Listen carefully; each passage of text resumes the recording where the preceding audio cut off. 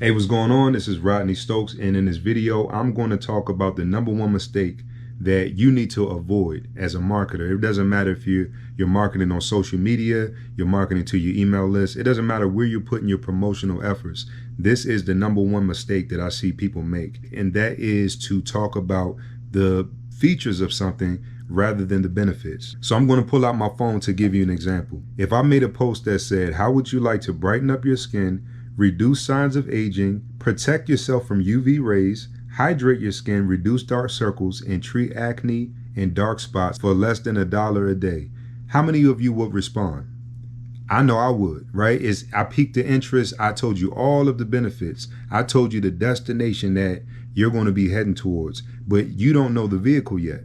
And see, that's what I want to teach you. It's not about the name of your company. It's not about how long the company's been around or when it was founded and all of that stuff. All of that stuff is great on the back end when you get someone pumped up and they're ready for the result, and then you fill them in on the details. All of that stuff is great. It serves a purpose.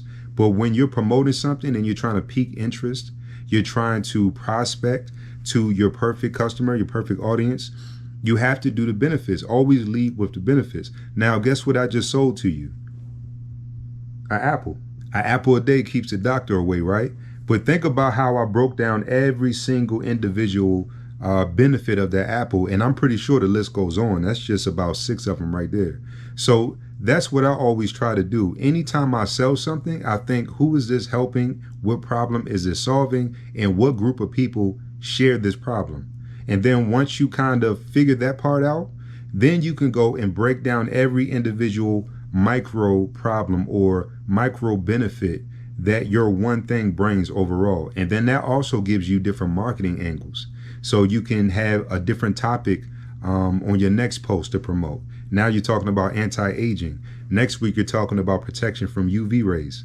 So I say all of that because if you're promoting and you're naming the company, the first thing that someone's going to do, and I learned this years ago when I was into network marketing, the first thing a person's going to do, let's say it's a video capture page, and the person lands on the page and you name 5 links or Amway or Organo Gold or whatever the latest company is.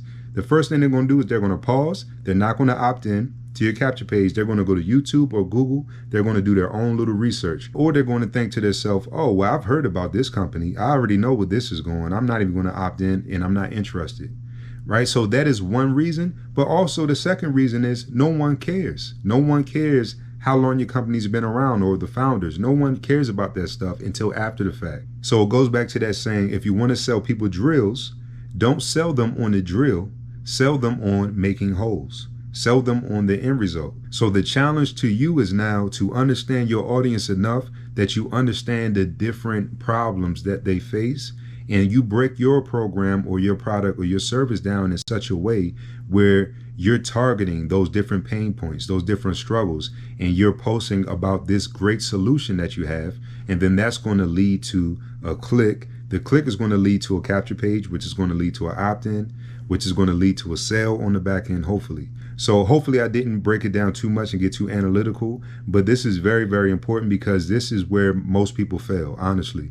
And I see it day after day, left and right. So to sum it up, never ever lead with features only. Always list out your benefits, and that way you have different marketing angles you can play with and different portions of different audiences you can reach based on these known and shared problems in these different groups. And at the same time, you're piquing the most interest you possibly can, because if I told you I just flat out had an apple for sale, no one cares. You're not going to buy that thing. So always lead with the benefit. But also you have to understand that you have to constantly be surrounding yourself with an audience of people who share that problem that you solve. And if you don't understand how to do that, you can easily do that using a software called Prospector Pro. If you haven't already gotten it, you can go to socialprospectorpro.com and grab a copy. You can test it out.